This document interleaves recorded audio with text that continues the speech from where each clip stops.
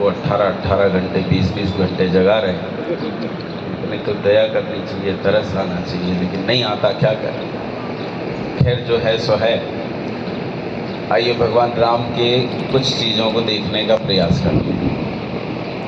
आज मेरी प्रस्तावना वक्तृता है तो अभी तलवार नहीं निकालेंगे।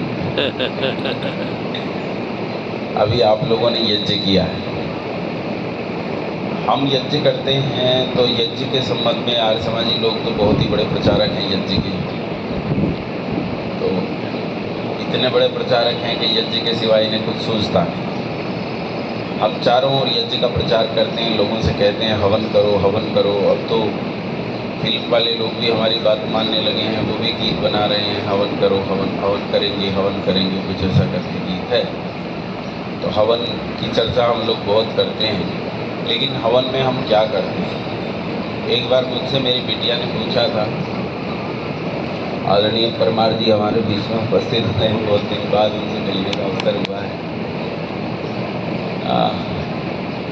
हवन, मेरी बिटिया ने मुझसे पूछा था कि पिताजी ये हवन आखिर हम क्यों करते हैं और क्यों करें, और इस हवन की क्या आवश्यकता है। और जब हम हवन की आवश्यकता को देखते हैं तो एक ऐसा व्यक्ति जो हवन के बारे में बहुत कुछ नहीं जानता, उसे लगता है ये कैसे मूर्ख लोग हैं, इस हवन में लकड़ियाँ जला देते हैं, कार्बन डाइऑक्साइड पैदा करते हैं, इसमें बादाम फूंक डालते हैं और इसमें मखाने किशमिश इतने सूखे मेवे, इतना सारा घी किसी के शरीर में लगे तो कितना लाभ हो, किसी गरीब को ही दान कर दें, इसमें जलाकर कितना नुकसान कर रहे हैं, कितनी हानि कर रहे हैं।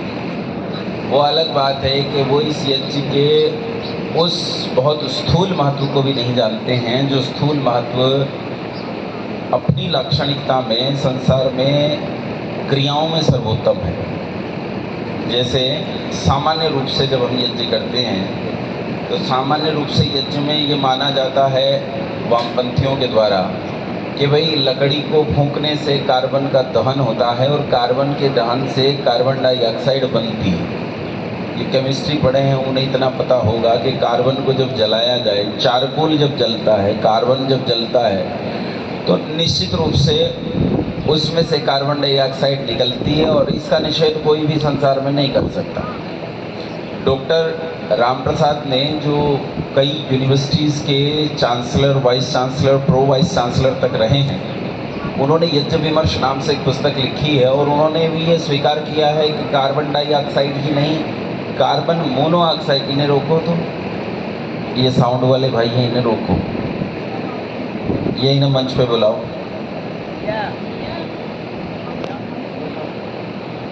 आप यहाँ हो तो यहाँ से बोलोगे, नहीं तो बाहर जाके बात करो। यज्ञ विमर्श में डॉक्टर राम प्रसाद जी ने भी ये स्वीकार किया है। बहुत दुर्भाग्य की बात है कि कुछ दिन पहले उनका देहावसान हो गया। उन्होंने पंडित गुरुदत्त विद्यार्थी पर बहुत अच्छा शोध कार्य किया था। कार्बन डाइऑक्साइड ही नहीं, उससे भी खतरनाक कार्बन मोनोऑक्साइड भी लकड़ी को जलाने पर निकलती है, इसमें कोई संदेह नहीं। ये निसंदेह बात है। ये रसायन विज्ञान की बहुत सामान्य प्रक्रिया है, इसमें कोई विशेष बात नहीं। लेकिन इसके स्थूल महत्व को वो जानते हैं जो थोड़ा बहुत स्थूल विज्ञान जानते हैं। स्थूल विज्ञान को जानने वाले ये जानते हैं कि लकड़ी को जब इसे कुंड में जलाकर रखकर जलाया जाता है तो वो लकड़ी कोई सामान्य लकड़ियाँ नहीं होती। नीम की लकड़ी तो नहीं रखी जाती, यूकेलिप्टस की लकड़ी तो नहीं रखी जाती, कोई भी लकड़ी नहीं रखी जाती। रखी जाती है आम की, पीपल की, गूलर की, पलाश की, चंदन की। ये निश्चित लकड़ियाँ हैं जो यज्ञ कुंड में रखी जाती हैं। ये कौन सी लकड़ियाँ हैं? अगर इन्हें सावधानी से देखो, जिन लकड़ियों को हम समिधा मानते हैं वे समिधाएं कौन सी होती हैं, लकड़ी कौन है जो समिधा बनती है। तो देखो ये पन्नी है ना, ये इसके ऊपर चढ़ी हुई है, इसे पॉलीएथिलीन कहते हैं। जिसे तुम पॉलीथीन कहते हो, एथिलीन को एंटाइम्स करते हैं तो पॉलीएथिलीन बनता है, जिसे पॉलीथीन कहते हैं। प्लास्टिक दुनिया में आजकल तो संसार ही प्लास्टिक का हो गया, लोग खाने पीने भी प्लास्टिक में लगे हैं। कुछ दिन में मुझे लगता है इनके बच्चे भी प्लास्टिक के पैदा होंगे, इतनी प्लास्टिक दुनिया में आ गई। लोग कहीं भी जाओ तो प्लास्टिक के बर्तनों में खाना दे देते हैं, बहुत बुरा लगता है। देते हैं, क्या करें। गिलास तक प्लास्टिक के आ गए, उन्हीं में देते हैं, ऊपर नीचे का गिलास होता है उसमें देते हैं। बहुत बुरा लगता है, लेकिन क्या करें, चारों तरफ प्लास्टिक ही प्लास्टिक है, इसमें भी प्लास्टिक। तो ये जो पॉलीथीन है इसे कहते हैं पॉलीमर। ये आर्टिफिशियल पॉलीमर है जो इंजीनियर्स लोग फैक्ट्रीज में बनाते हैं। लेकिन जैसा ये पॉलीमर है वैसे ही नेचुरल पॉलीमर्स होते हैं कुछ वृक्षों में। उन नेचुरल पॉलीमर्स में आपने नाम सुना होगा, सेल्यूलोज सुना है ना, गर्दन हिलाओ, सुना है? आपने सुना होगा लिग्निन, पैक्टिन, कई तरह के नेचुरल पॉलीमर्स होते हैं। वही लकड़ियां संविधा के पीछे ली जाती हैं जिनके भीतर ये नेचुरल पॉलीमर्स होते हैं। अन्य लकड़ियां संविधा के लिए चयन नहीं की। और इन लकड़ियों को यज्ञ में रखकर जब उसका भंजन किया जाता है तो उस भंजन की क्रिया में रसायन विज्ञान में क्रिया होती है। लकड़ी के जलाने से भंजन की क्रिया होती है। भंजन की क्रिया में गैस बनती है। सबसे पहली गैस हो तो कई सारी बनती हैं, लेकिन प्राथमिक तौर पर फार्मल्डिहाइड बनती है। ये फार्मल्डिहाइड आगे की अभिक्रियाओं में अभियुक्त होने पर नियोसेंट ऑक्सीजन पैदा करती है। और ये नियोसेंट ऑक्सीजन नवजात ऑक्सीजन द्विगुणित होकर ऑक्सीजन और त्रिगुणित होकर ओजोन बनाती है। और ये तीनों गैसें, नियोसेंट ऑक्सीजन, ऑक्सीजन और ओजोन, ये तीनों गैसें बताओ संसार के लिए हानिकारक है कि लाभदायक है? ऐसी हजारों हजार अभिक्रियाएं इस यज्ञकुंड के भीतर स्थूल रूप में घट रही हैं जो इस संसार का कल्याण कर रहे हैं। हाँ, इसमें कार्बन डाइऑक्साइड भी बनती है, कार्बन मोनोऑक्साइड भी बनती है, लेकिन संसार का ऐसी कौन सी क्रिया है जिस क्रिया में नहीं चला है? कोई सी क्रिया थोड़ा बहुत इसमें भी चलता है, लेकिन वो नगण्य है। उस नगण्य की गणना करना मूर्खों का काम है।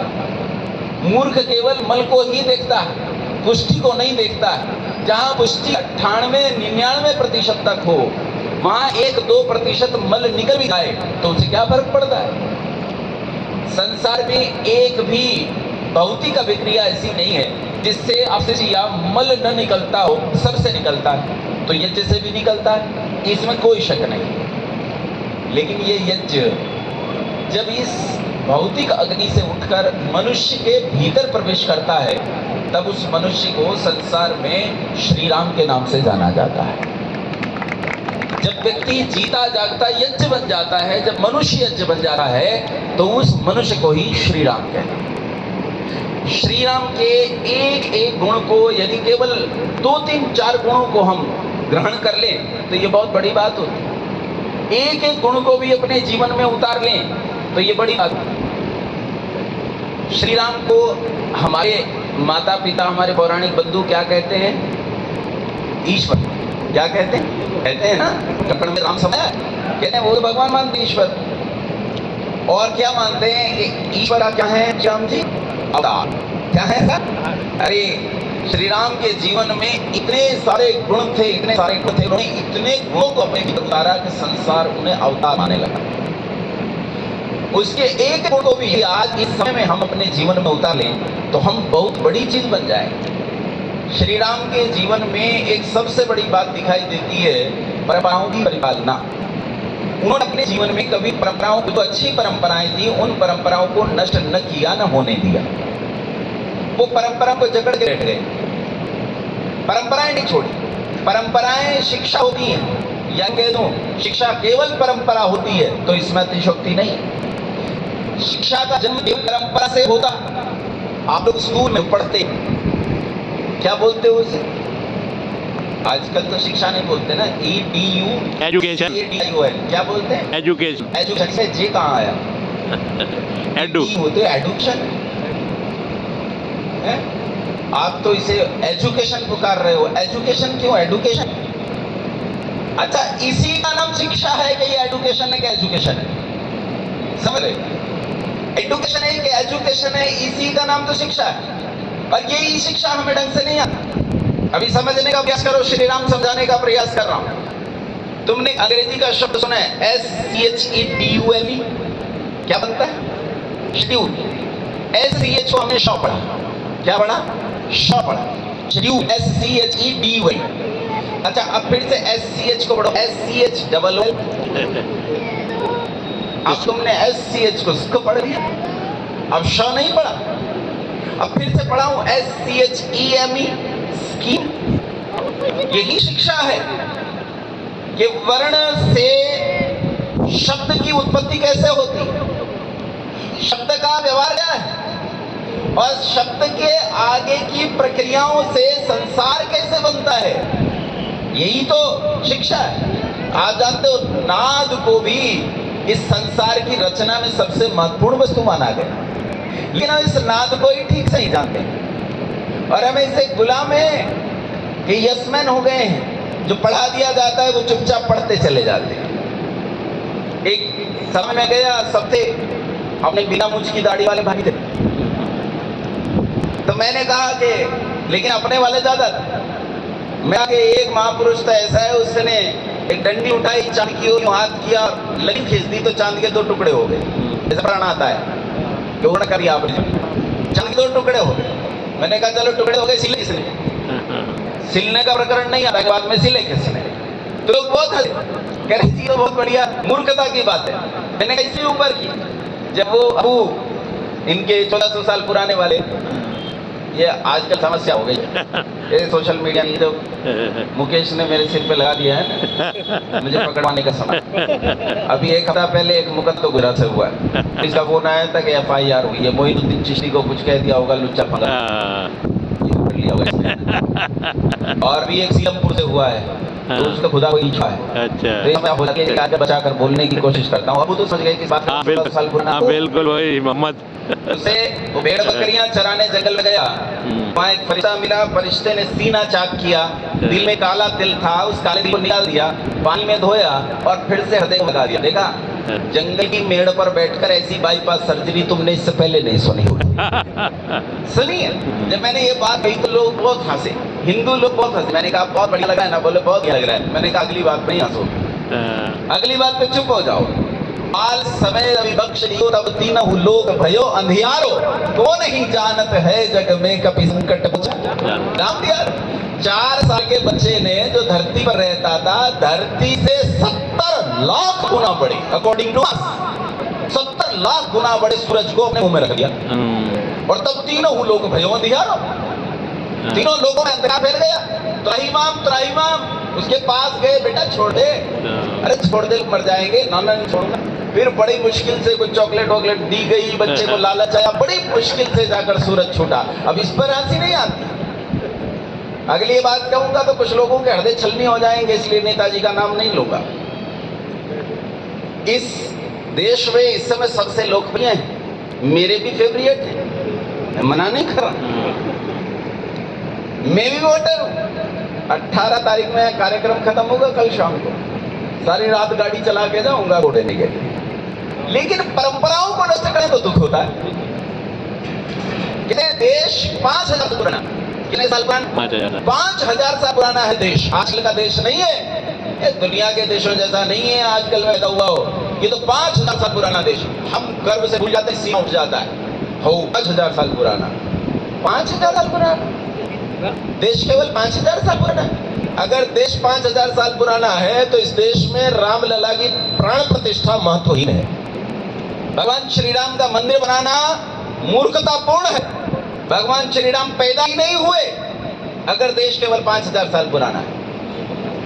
राम जी कितने साल पहले पैदा हुए? 10 लाख से ऊपर, 10 लाख से ऊपर, 10 लाख। अयोध्या गया था तो अयोध्या में मेरा ना ईंट पत्थर देखने में बिल्कुल रुचि नहीं रहती है। लोग कहते जी मंदिर ये देखने चलो, वो देखने चलो, ये किला है वो किला है, मेरे को रुचि नहीं रहती है। प्राकृतिक चीजों में बड़ा मन लगता है। तो मैं सरयू देखने आया, सब उधर गए, मैं सरयू देखने आया। सरयू के किनारे टूटा फूटा खंडर सा मंदिर था, तो मैं छाया में बैठने के निमित्त से उस मंदिर में चला गया। जाने पर पता चला कि ये तो इस अयोध्या का सबसे विशिष्ट मंदिर है, उसका नाम है गुप्ती धाम। उसमें जाकर भगवान श्री राम गायब हो गए थे, ऐसा पौराणिकों का है। उसमें एक युवक पंडित जी बैठे थे, 35-36 साल के होंगे।